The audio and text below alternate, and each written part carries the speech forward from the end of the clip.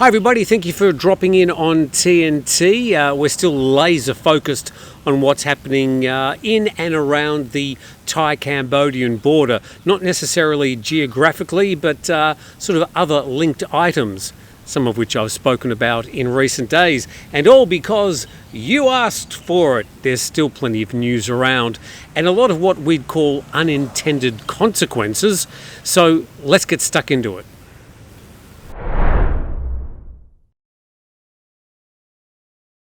And if you find any of these daily programs are useful, informative or entertaining, you can always buy me a coffee. There's a link in the description below. You can also subscribe to the channel. That's pretty easy to do. Give us a like. And we'll start off with some words from the acting Thai Prime Minister. As reported in the Bangkok Post, Phumtham, that's the acting Prime Minister, confirms Thai soldiers' right to self-defence against landmines. And we'll also check out the other side of this story from the Phnom Penh Post next.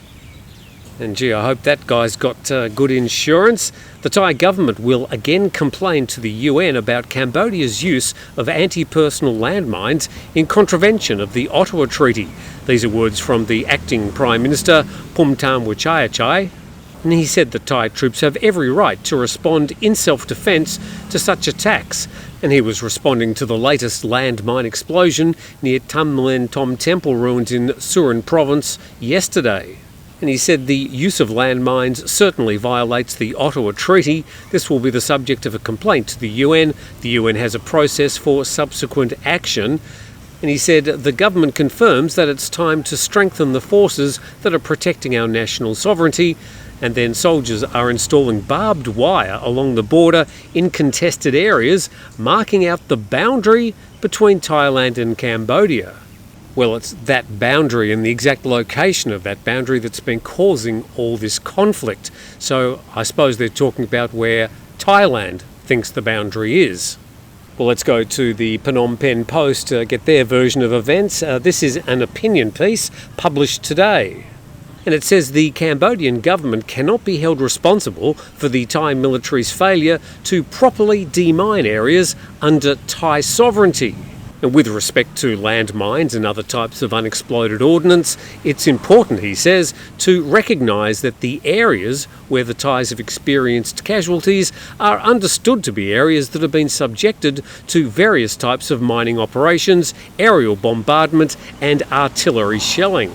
And then going on, he says, with GPS technology, there's no reason for, I suppose should be Thailand, to complain about casualties from mines and unexploded ordnance on Cambodian territory, because technically, if they're suffering casualties in these areas, then they're admitting their illegal encroachment on Cambodian soil.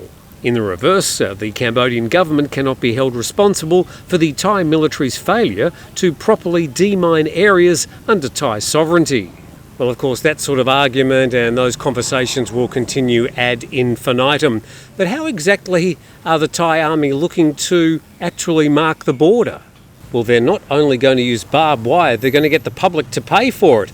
Reported in Thai PBS World, Army defends public appeal for barbed wire donations. And the Thai army apparently is in urgent need of razor wire to erect fences along the border with Cambodia, so it's sought donations from the public instead of using its own budget, because apparently the procedures would take at least 1 month to complete. Here's me thinking they could probably get that paperwork done in about an hour. But I'm not the only one. Many have raised questions over the Thai Army's appeal, saying it should use its own budget, or the government's, instead of relying on donations from the public. They also ask where the military's money has gone. Or maybe they could get Cambodia to pay for it. Well, here's the ad. And there's a phone number there if you've got any of that razor barbed wire lurking in the bottom of some cupboard. But the acting Prime Minister said he disagreed with the 2nd Army Region's appeal for public donations to purchase barbed wire, saying that the Army could ask directly for funding from the government without the need to solicit public donations and risk misunderstanding. Yes, we certainly don't want any misunderstanding between the Thai Army and the Thai government. Now let's go to some of the other unintended consequences. And reported in Thai PBS World, Cambodians sneak back to Thailand after broken job promises. That'd be broken job promises on the other side of the barbed wire. And about 50 Cambodians who used to work in Thailand but returned to their country after their government promised them better jobs and a better life were arrested in Thailand's eastern province of Chanthaburi last night. They told Thai authorities that they found no well-paid jobs as promised and decided to risk arrest by sneaking back into Thailand. And it's reported that they told officials that they'd been deceived by their leaders' promises. Now, in many cases, these tens of thousands of Cambodians were either just coming across the border each day to apply their trade in Thailand, or many of them actually lived in Thailand, but they were just popping across the border with things they call day passes, and that was their life that obviously has been disrupted. And we go to the Khao English Facebook page. The heading Labour Ministry addresses manpower shortage. And published today, the Labour Ministry explains that the labour shortage problems will be resolved within 2 months, and they're preparing to import workers from 4 more countries. The Foreign Worker Management Policy Committee had met to increase the number of workers from other nationalities to replace the current shortage of Cambodian workers, for example, Sri Lankan workers, but also from Nepal, the Philippines and Indonesia, but it could take around 2 to 3 months. And they say, we believe we should increase the number of nationalities to 8, up from the original 4, which was Cambodia, Laos, Myanmar and Vietnam. And when asked by reporters about the number of Cambodian workers who have returned to their country, the Labour Minister said that currently over 100,000 Cambodians have returned through the Immigration Office. And this number might include, as we mentioned, Cambodians residing in Thailand and others, and does not represent the total number of labourers. So Thailand, especially that area east of Bangkok, are short of labourers at the moment, apparently short of barbed wire as well. But there are all these, I suppose, mop-up moments and unintended consequences after the conflicts. But the main thing is that no one's throwing rocks at each other, and it is generally peaceful.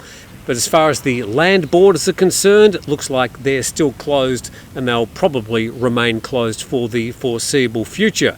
But you can still fly from Siem Reap to Phuket, from Bangkok to Phnom Penh, or the other way around. It's just you're not going to get across the land borders. And we hope that peace does continue along the Thai-Cambodian border, no matter exactly where it might be, and the people whose lives depended on doing some trade from one side to the other gets back to normal as soon as possible. Anyway, hopefully that fills in a few holes in our knowledge about what's happening along the Thai-Cambodian border at the moment. Thanks for watching. Please subscribe to the channel, and we'll see you next time.